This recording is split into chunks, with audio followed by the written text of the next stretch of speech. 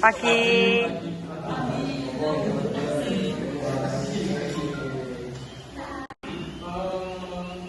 Kami bertiga dari kelompok 4 akan mengajukan sebuah materi yang kami buat. Yang pertama ada Profesor AMD, singkatan dari Advanced Micro Device. Apa sih AMD itu? Prosesor AMD merupakan komponen utama dalam komputer yang berfungsi sebagai pusat pengolahan data. Prosesor ini dapat digunakan sebagai otak manusia yang menerima perintah untuk mengolah data, menghitung dan mengirimkan hasil ke komponen lain seperti RAM, GPU, dan layar. Sejarah singkat, AMD didirikan pada tahun 1969 oleh Jerry Sandler. Awalnya AMD hanya produksi wajib untuk perusahaan lain perkembangan mobil seperti terjadi saat penemuan Athlon 1999 dan Athlon 64 pada 2003 yang membawa teknologi 64 bit. Setelah sempat menurun pada seri X, AMD bangkit kembali melalui arsitektur Zen pada tahun 2011. Fungsi Prosesor AMD yang pertama ada satu menggunakan instruksi program atau menghitung mengolah data menggunakan grafis. Yang kedua, mengatur lalu lintas data antara RAM, SSD, CPU, dan lain-lain. Yang ketiga, melakukan validasi menjalankan banyak kali sejak dulu. Yang keempat, menyediakan performa tinggi untuk gaming dan editing pemrograman juga pemeriksaan server dan lain-lain. Jadi jenis AMD yaitu ada yang pertama atau nampak awal teknologi 64 bit. Yang kedua, Venom yaitu prosesor multicore yang berkapal. Yang ketiga, FX series atau bulldozer atau clock tinggi yang bersedia. Yang keempat, Ryzen yang terbaru yaitu dari 1 sampai 5, efisien dan banyak core komponen. Yang kelima, Triber untuk wall extension dan yang keenam, server dan data center. Selanjutnya, mekanisme kerja prosesor AMD. Prosesor AMD bekerja dengan siklus model execute dan playback. Pertama, prosesor mengambil instruktur dari RAM, kemudian mengambil sebab, lalu menjalankan perintah menggunakan program seperti ALU dan akhirnya menyimpan hasilnya kembali ke memori. Proses ini didukung oleh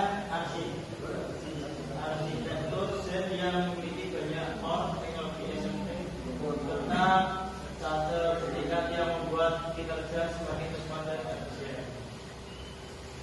Interaksi prosesor AMD dengan RAM. Prosesor AMD bekerja erat dengan komponen lain dalam komputer.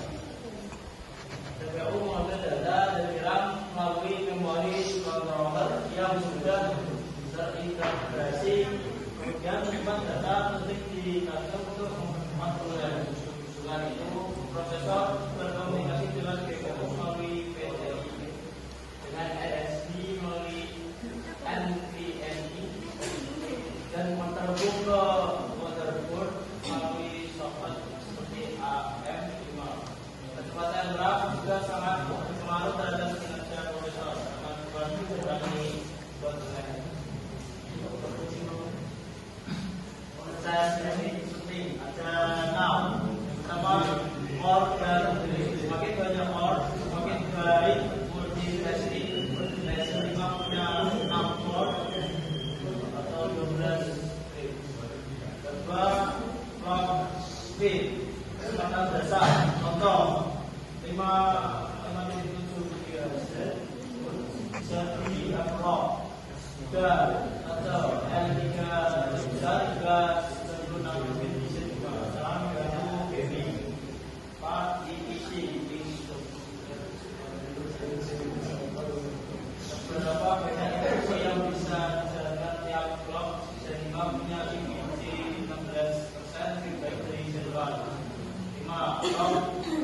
Thermal casing mohon berapa banyak kedudukan sampai 172 television sehingga standar panas 6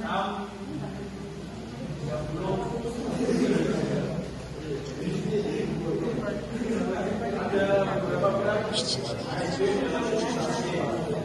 AMD sangat kuat diimplementasi karena jumlah core yang banyak dan juga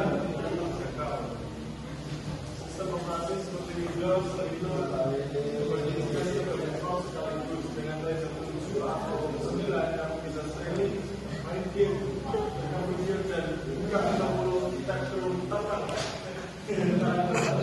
Contoh penggunaan pertama, kalian membuka aplikasi Chrome dan Microsoft Office Ryzen 5 langsung memuat semua program dalam dan menjalankannya dengan lancar.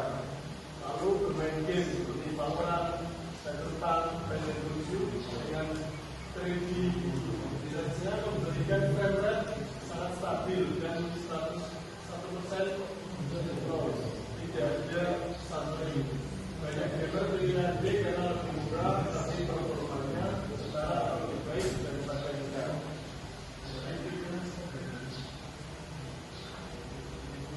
Kesimpulan HD itu otak komputer yang mudah, efisien dan semakin kuat. Bertahun dari awal pakai Android hingga sekarang. Mendominasi satu tipe AMD dalam cara kita menggunakan komputer PC baik performance menggunakan menjadi lebih terjangkau bagi semua orang memiliki komputer AMD. Membantu kamu memilih laptop atau PC yang bisa kebutuhan baik untuk sekolah maupun gaming, editing maupun pekerjaan profesional di tahun 2019.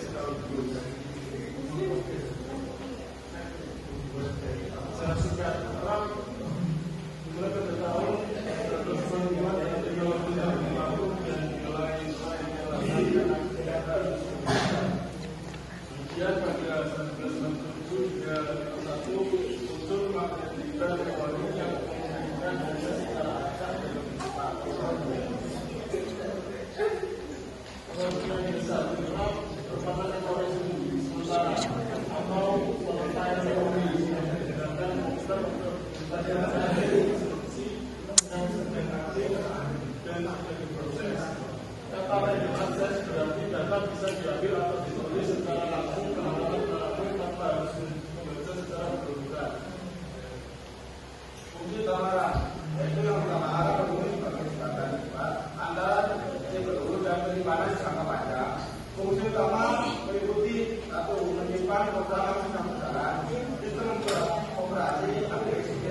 Yang kedua menyimpan data sementara, dibutuhkan CPU variabel rekaman sementara atau tadi.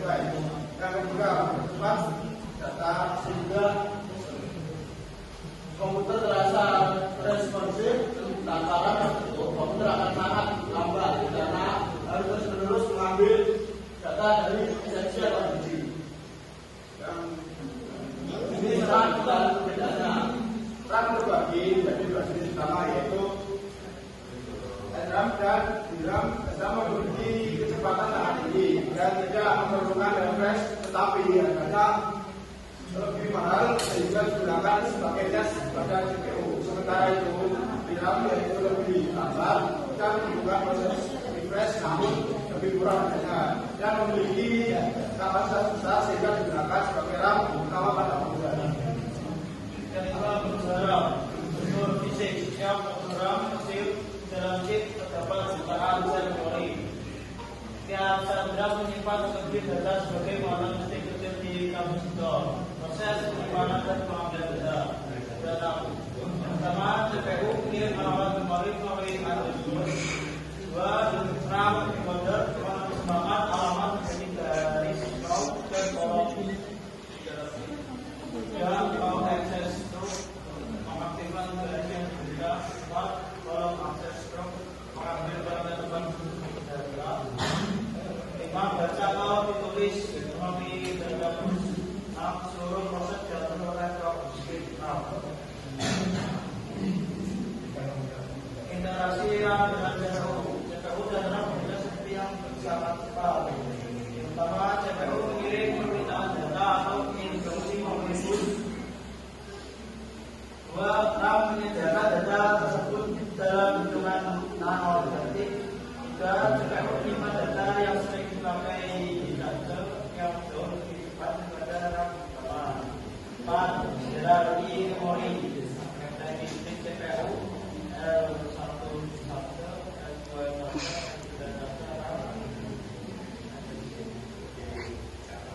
dan dari sini teman clock speed.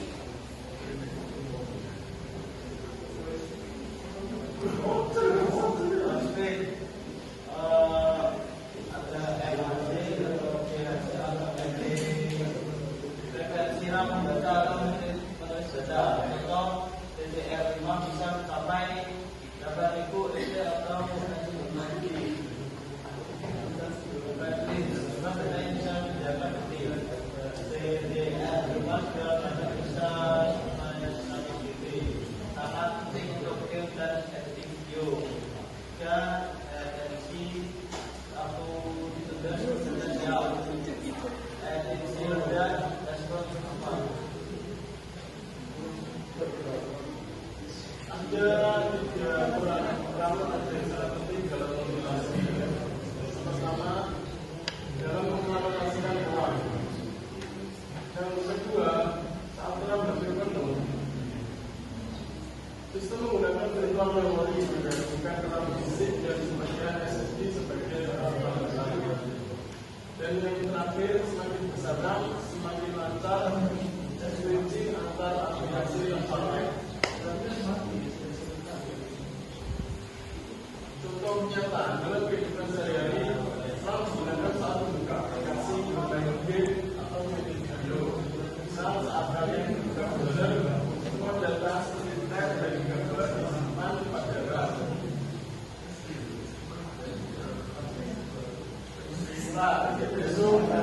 RAM adalah otak kita yang membuat segalanya terasa cepat dan mulus segalanya menyimpan. Bagaimana inovasi dari Android hingga DDR5 kemudian telah mengubah komunikasi dari mainframe mahal menjadi perangkat daerah yang powerful, memahami RAM, membantu Anda memilih spesifikasi komputer yang tepat, minimal RAM 9 GB untuk penggunaan sehari-hari yang benar, dan 2 GB untuk gaming, editing atau pekerjaan berat di tahun 2026. Ya, terima kasih.